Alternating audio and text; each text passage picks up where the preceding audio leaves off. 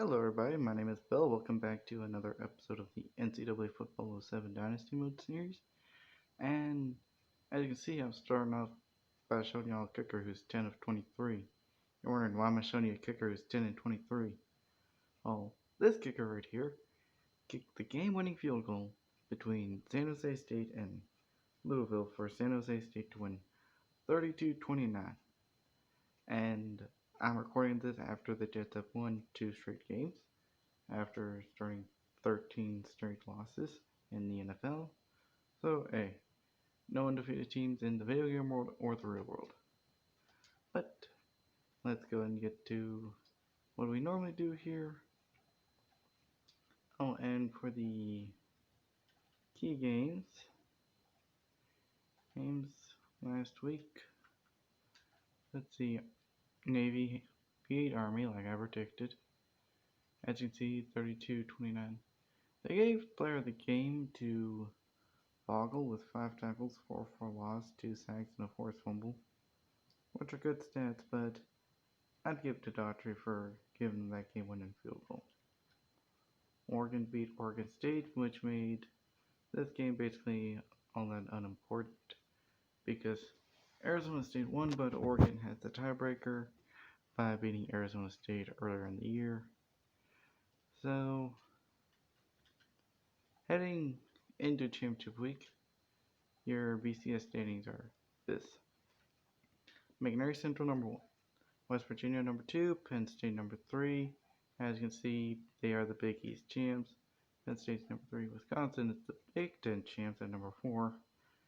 Although technically I would have decided to use probably Penn State personally, because they had the better defensive stats the entire year. I don't know how the computer determined it. Maybe by strength of schedule, something like that. But anyways, Wisconsin number 4, Big Ten champs. Auburn's number 5, Arkansas's number 6, Texas number 7. Number 8 is Northern Illinois. Okay, I'm writing all the numbers here correctly so far. Number 9 is Oklahoma. Number 10 is Arizona State here. 11th Florida. 12th Ohio State. 13th Colorado. 14th Ohio State. Not Ohio State. Florida State. 15th Oregon. 16th Louisiana Tech, who are the WAC champs, and as discussed, Oregon's the Big Ten champs. Number 17th Iowa. 18th Missouri. 19th Notre Dame. 20th Minnesota. 21st Tennessee, 22nd Navy, 23rd Michigan, 24th Miami, which they just barely snuck into the ACC championship game by beating Virginia. I thought it was going to be Virginia and Florida State the entire time. Little did I know they were going to face Miami and lose to Miami. But hey, that shows me. And Boise State rounds out the top 25 of the BCS. Yeah, excuse me. Top 25, I don't know why it says bye for everybody when some teams actually did have a game the previous week. But hey, I'm not going to fully argue here.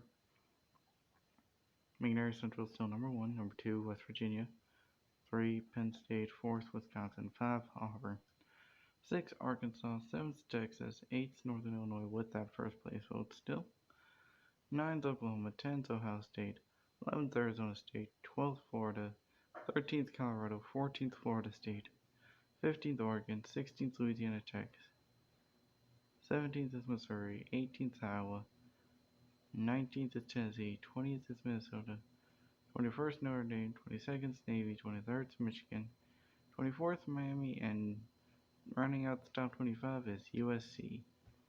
The media has McNair Central 1, West Virginia 2, Penn State 3, Wisconsin 4, Auburn 5, 6th is Texas, 7th is Northern Illinois, still with that first place vote.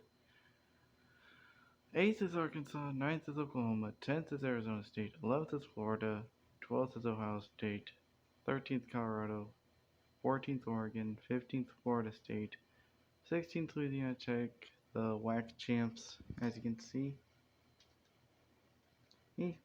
Iowa 17th, 18th Notre Dame, 19th Missouri, 20th Minnesota, 21st Tennessee, 22nd Michigan, 23rd Navy, 24th Miami, and 25th is Boise State. And now this will be my final bottom 10 of the year, considering the fact that what's the point of me continuing the bottom 10 when, of course, none of these teams are making a bowl game.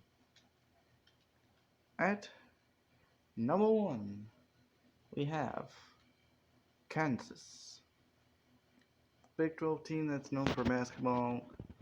They didn't do as good this year as some people might have predicted, but I only put them at number 1 this week because I had to bump San Jose State up from finally getting a win. I bumped them from number 1 to number 2. Sorry, all because you got to win your first win in a year or so doesn't mean you get out of the bottom 10 that easily. Hopefully this will be a good start for your program to get into a winning habit. Maybe get more than one win. At number 3, we got the boys from Indiana. 0-8 conference record in the Big Ten. They should try to turn around next year. Hopefully get a conference win or two. If they're lucky, they'll upset Ohio State. Yeah, right. Well, it's a video game after all. Number 4 is the team I basically just took a big old, kept talking bad about the entire year. Boston College, 2-10. They got a conference win, but this year just proved they didn't deserve to be in that bowl game last year. This just proved it, and maybe they'll figure something out and turn things around and make it back to a bowl game. Hopefully with a more respectable record, like maybe 5-7. I'd be alright with 5-7 if they have a chance to win it, or maybe 6-6. That's about it. At number 5, I got Purdue. Drew Brees is y'all's head coach here. Y'all should be doing a lot better. Y'all are a 3-star school in the Big Ten. Y'all should be at least doing somewhat decent. Sorry about that. 5-7, 6-6, 4-8. Maybe but 2-10. Oof. Middle Tennessee State's after that number 6. They're in the Sun Belt, one of the easiest conferences in the entire game. Heck, I'll show you. See, Florida Atlantic wins with a 6-1 conference record. They're a 2-star school. FIU, 2-star school. Troy, 2-star. Louisiana Monroe, 1-star program. Arkansas State, 2-star. North Texas, 2-star. They're a 1-star program, and Louisiana Lafayette's a 2-star program. This is such an easy conference to win, and yet they did that bad.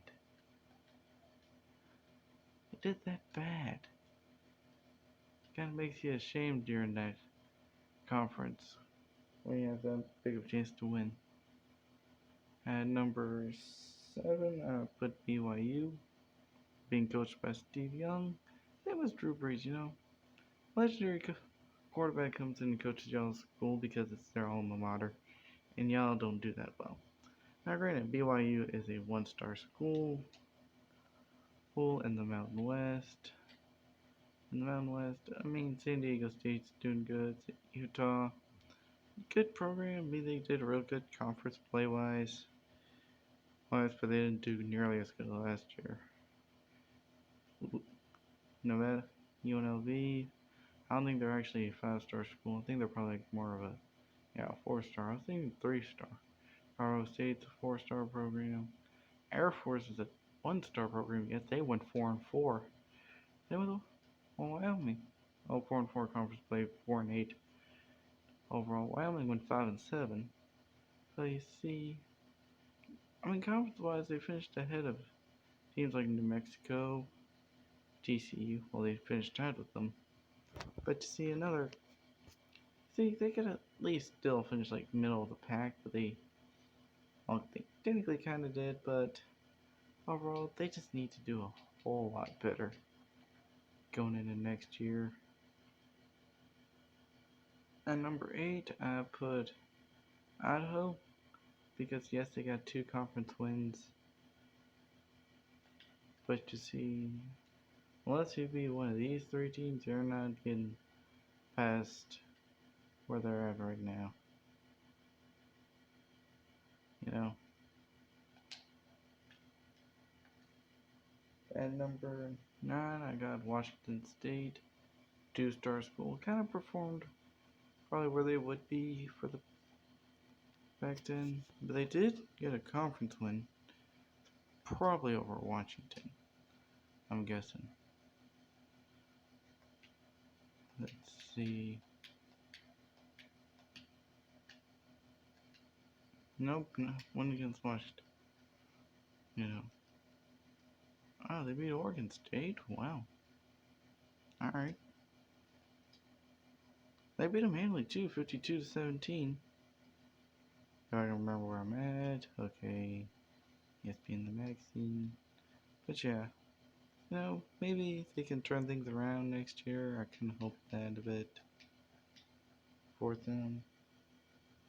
And at number 10, even though they only played 11 games compared to everybody else playing 12, I had to throw in the Army because you gotta schedule one more game, Army.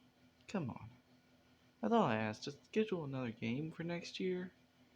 You know, if y'all have 11 games, I might throw y'all on there. I mean, sure, it's gonna be a cakewalk for me, but hey, you know, y'all have 12 games, I'll have 12 games. Everybody wins. And now here we go into the championship games. We will start off here with the MAC championship matchup between Bowling Green and number 8 Northern Illinois. Bowling Green got here. Oops, sorry about that. Yeah, Bowling Green got here with wins against Eastern Michigan 32-22, Buffalo 28-21. I'm gonna try to. Yeah, there we go. That might make things a bit easier as I read off who all they beat. Central Michigan 24-17, Akron 31-28, Kent State 26-22, Miami of Ohio 18-16, and they have 2 conference losses. One to Northern Illinois way back in week 4, and then they lost Ohio State 17-31, and they lost to Ohio 52-28. Northern Illinois, one of 4 undefeated teams left. Their conference schedule wins are as goes. As the aforementioned, they beat Bowling Green 31-17 way back in week 4. They also beat Buffalo, but they beat them 34-10. They also beat Eastern Michigan. They beat them 53-7. They beat Ball State 38-7. They also beat Central Michigan 35-14. They beat Ohio 22-7. Toledo was a bit too close for comfort at 24-21. And same with Western Michigan a little bit at 27-20. So they beat Central Michigan, Eastern Michigan, and Western Michigan. Alright, game. Book them against Michigan. But in this week 4 rematch, Bowling Green is looking to upset Northern Illinois to end their perfect season. As, like I said, they're one of 4 undefeated teams left. The other one is Auburn, and the other 2 are West Virginia and McNary Central, which, with me controlling McNary Central, we might as well go and knock out West Virginia. But the Huskies are looking to win against the Falcons again and end the Falcons' 6-game win streak. Because they're 8-4, they got on this win streak when, of course, they were 2-4. If y'all can do simple math there, you know.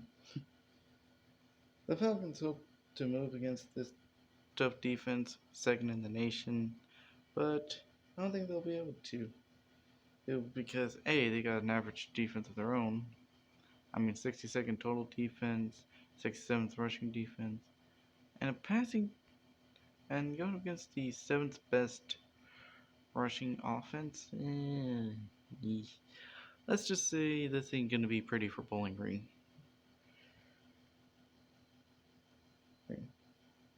I think getting second first gonna be same as the first, with Northern Illinois leaving Detroit with the win in the MAC Bowl, and we go from the MAC, a conference a lot of people don't really care about, to a conference a lot of people care about, the SEC, with number 12 Florida against number 5 Auburn. Number Florida, conference-wise, has wins against Tennessee, 49-42, Kentucky, 28-7. Let me just drink this back down as I read these off. LSU, 45-28, Georgia, 50-15, Vanderbilt, 58-21, South Carolina was their final conference victim in the win column at 43-21. And their conference losses are to, surprisingly, Ole Miss, 14-21, and Arkansas, which is not as surprising, 35-38. Auburn, one of the other, like we mentioned earlier, one of the other undefeated teams, got here by beating Vanderbilt as well, but they beat them a lot smaller score, 20-14. They also beat Tennessee in a closer score, 27-24. They beat Arkansas 24-17. That was one of those fifth ranked curse games, which Auburn is fifth ranked right now. Ohio State was ranked fifth last when we had a game, and they lost, so curse might have returned. Maybe. They beat Mississippi State 21-14. They made that one a lot closer than it should have been. They beat LSU 37-0. Knew the Tigers were going to win that one.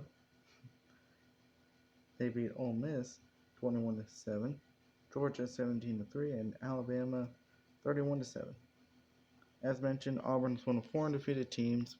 Florida's looking to pick the best time to knock them off, and what a better time than the SEC championship game. You know, you go in here, you got the better team. Your stats may not be all that well, but a couple losses. You think you got this, you know. You can rile up the team. Even especially with Tim Tebow being quarterback at this time, he can easily fire them up and send them on out there.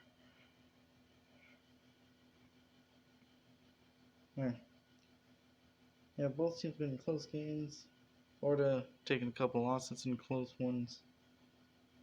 But both opposites have been getting steam, especially the Gators. Gators made those last few scores, 45-28, 50-15, 58-21, 43-21. It's like they basically fired up the engines and started scoring all over. Started scoring in bunches.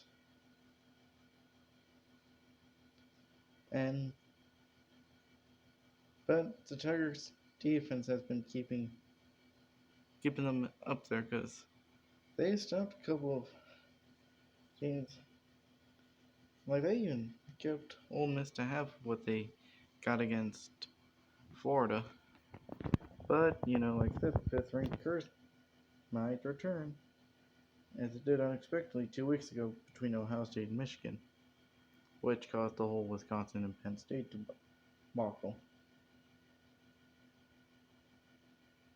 But I think Florida will continue the momentum, upset Auburn, and we will have 3 undefeated teams heading into the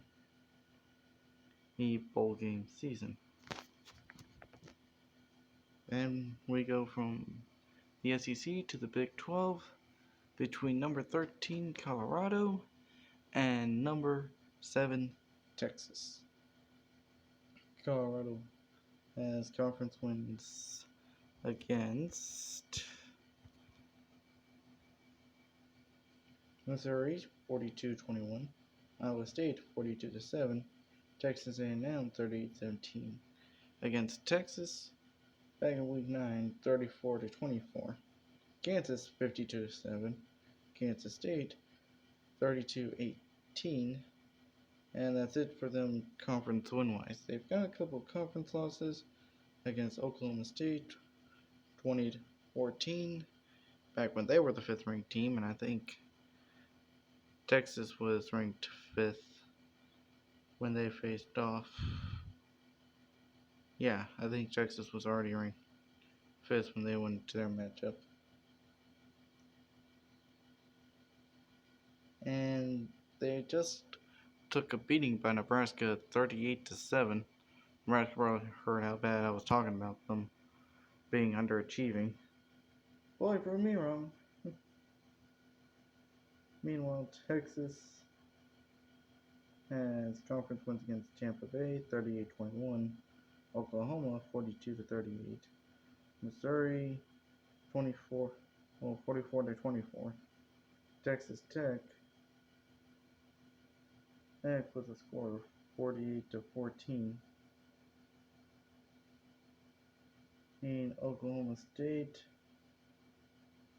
42-14, Kansas 34-6, and Texas A&M 39-22, with their only conference loss being to Colorado, as mentioned just recently, 34-24 back in week number 9. Which in this week 9 matchup, Texas looking to get revenge on the team that gave them their only blemish on the season. Meanwhile, Colorado's looking to get the taste of losing Nebraska, the team that won the Big 12 last year, out of their mouth. The Longhorns have improved mightily on offense, having the second best offense in the nation, as we just talked about the second best defense in the nation in Northern Illinois. Best all across the nation is McNair Central, so yeah. Well, and I think that Colorado got lucky the first time around. You know, Texas was ranked fifth, the whole fifth ranked curse was going around. But I don't think the Lightning can strike twice here, and I think Texas will walk away the winner in the future home of Patrick Mahomes in Kansas City, Missouri, Arrowhead State. And now we go from the future home of Patrick Mahomes to the future home of potentially Trevor Lawrence, with the Jaguars basically securing the number 1 overall pick now. Between Miami and Florida State. Now, I put these two teams around, but it makes sense for two Florida teams to fight inside a Florida stadium for the SEC championship. For Florida State, they went undefeated in conference play, beating Boston College 56-3, Virginia Tech 37-31, Georgia Tech 56-12, Mickey 28-23, my bad. They beat Miami in week 7 22-17, Maryland 35-34, North Carolina State 49-14, and Clemson 31-10. With Miami having conference wins against NC State 24-20, Duke 56-17, Georgia Tech 18-13, North Carolina 42-14, Georgia Tech 20-14, Mickey 41-21, and Virginia just a couple weeks ago to secure this spot 31-24. I don't know why I put 32 on here, considering the final score was 31-24, but hey. And like their aforementioned loss was in week 7 against Florida State, 22-17. And this is the third rematch we have here of the week. Hurricanes are looking to continue their path of destruction against the only team who beat them in conference play. While on the other hand, Seminoles are trying to recover from a 3-point loss to rival Florida, which, you know, of course, doesn't affect their conference standings considering they're in the opposite conference. Both teams lost to number 1 McNair Central during the year, with Miami having been one of 3 non-conference games they lost, and it being their season opener. Meanwhile, Florida State lost to them in week 8 after the hard-earned victory against Miami. You know, whole thing coming full circle. I think Miami's going to try their best to capitalize on a partially sad team who was hoping to win the Governor's Cup. Miami was also a last minute addition, like I said, by barely beating Virginia. Guess I thought it was going to be Virginia and Florida State. But hey, Miami swooped in and proved me wrong. But I think Florida State will win this matchup yet again. And now, the Conference USA Championship between UCF and Tulane. As you can see, stat-wise, it's not all that pretty. I mean, the prettiest number is 11 here, and that's for the pass defense by UCF. Let me just shrink this again while I read their routes to here. UCF beat UTEP 24-16, Memphis 21-15, Southern Miss 21-7, UAB 24-17, and SMU 20-16. And their losses were to Marshall 24-30, Tulsa 37-0, and ECU they lost that one 34-21. Tulane, literally all their wins, they're 8-4. All of them came from conference play. Being SMU 41-30, my bad. UAB 24-21, Houston 35-30, UTEP 20-7, Rice 30-10, Memphis 28-21, ECU 37-17, and Tulsa 45-42 to, I think, seal their spot in this. Let me double check on that, because I think if they beat them, they seal their spot into this. They sealed their spot. Yeah. Because the whole tiebreaker situation. But Tulane has literally been two lanes this year. Two different lanes of a football team. Because in one lane, you got your non-conference play, and they went 0-4. But we get into the other lane, the fast lane, the conference play lane, they go undefeated. Like, pick a side here. UCF, on the other hand, struggled in conference play. Only team here in the entire conference championship week with 3 conference losses. But UCF has a defense that can hold back the Green Wave. But the momentum of being undefeated in conference might carry them over the Golden Knights. But I think with the old adage, defense wins championships, UCF's probably going to come out on top. UCF has 24th best defense in the nation, and give Tulane loss number 5 of the year. Well, that's going to be it for me this week, and I will see you all next time when I predict every single bowl game, which is going to be fun on my end, making the script. But, hey, until next time.